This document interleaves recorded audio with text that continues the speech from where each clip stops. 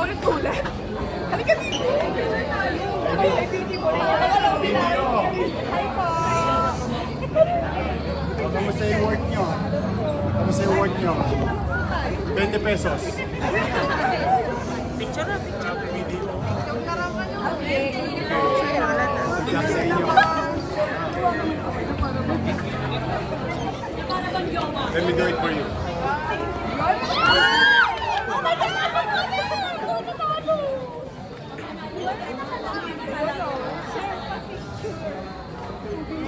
Ayun. Ay, sorry.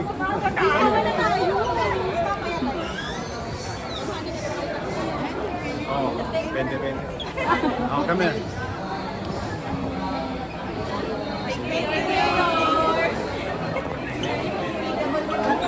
Oh, nako.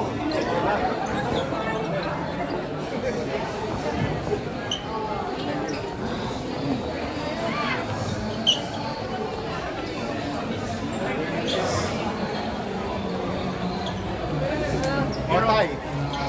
Yes, atay dalawa. Nak na ho yun.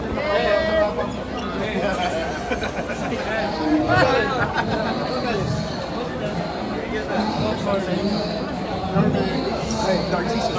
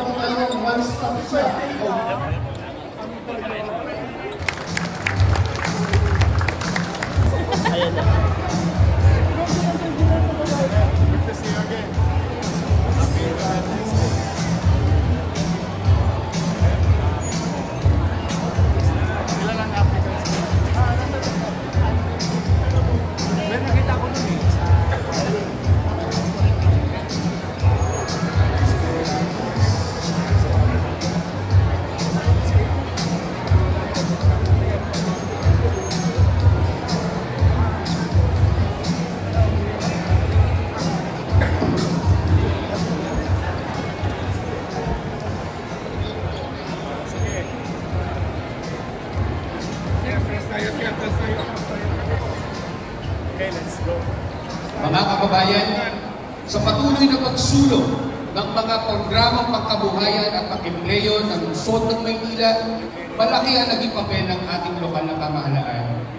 Ang ating kalayaan, ating pong pakinggan ang kanyang mensahe ng pagkakaisa, pag-asa at pag-unlad. Buong galang natin tanggapin ang alkalde ng lungsod ng Maynila, si Mayor Francisco Isko Moreno Dumagos.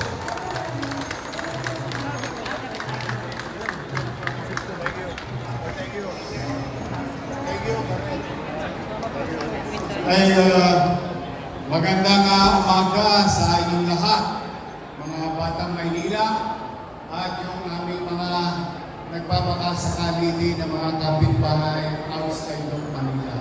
No? Ay, maraming salamat.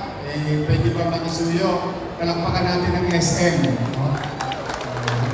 Dahil sa kanila wala tayong lugar na malamig, maayos, kung saan partner ng Dole at City of Manila yung ating programa ngayong Araw ng Kalayaan.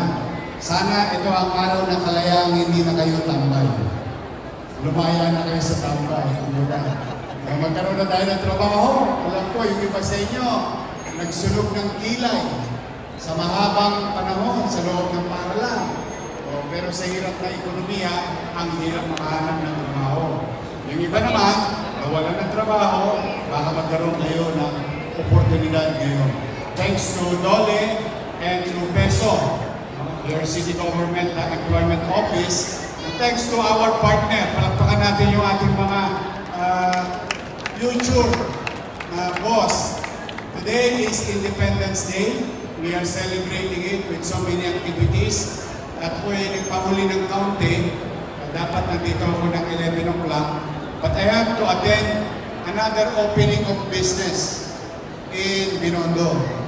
Food court in the heart of Binondo that provides and gave opportunity a few dozen of jobs created today in Binondo because business continue to trust again the City of Manila. In fact, we're going to show you data by June 24 na mukhang bumabalik muli yung tiwala ng mga negosyante sa lungsod ng Maynila. And this is very important in the program of governance ng inyong pamahalang lungsod, which focus on MBN. MBN, Minimum Basic Needs, Housing, Education, Healthcare, and Jobs. Yung apat na yon ay patuloy na pinupuhunanan ng inyong pamahalang lungsod. Dahil ang personal kong paniwala, kapag itong apat na ito ay nakakamit ng taong bayan, particularly ang pamilya, ito ay makapagpapataas ng antas ng pamumuhay or the quality of life here in Manila.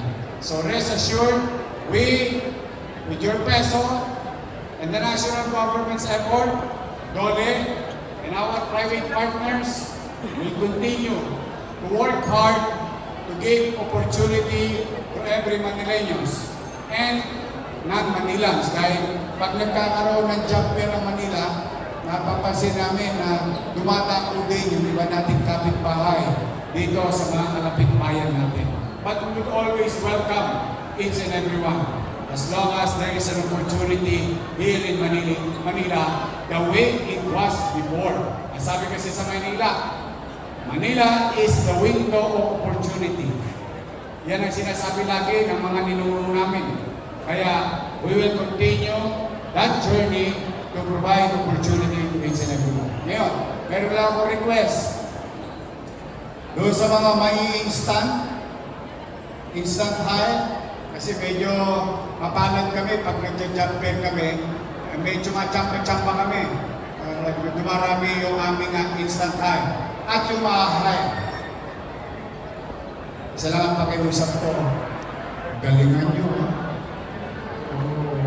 Pag malasakitan nyo yung trabaho, pag malasakitan nyo yung obligasyon ninyo sa kumpanya, nang sa gano'n naman sila ay lumago, at patuloy silang lumago, patuloy silang maghahanap ng trabahante.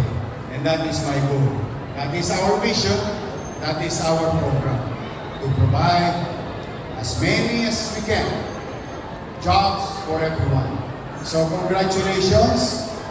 Happy Independence Day sa inyong lahat, mga kababayan kong Manileño. So maraming salamat. Ito na, magpapauna ko na. Baka sa 2027, bukas na ang Harrison Plaza SM. Mabilis na ginagawa. Kaya nga pala, mangangailangan pa ito ng trabahante, itong SM. Dahil i-renovate po ito. More stores, more shops.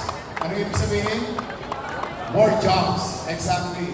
Kaya ako, steady na kayo sa Getly. Huwag kayong mawawalan ng pag-asa. So, magandang umaga at pagpalain nawa kayo ng buong may kapal. Maraming salamat.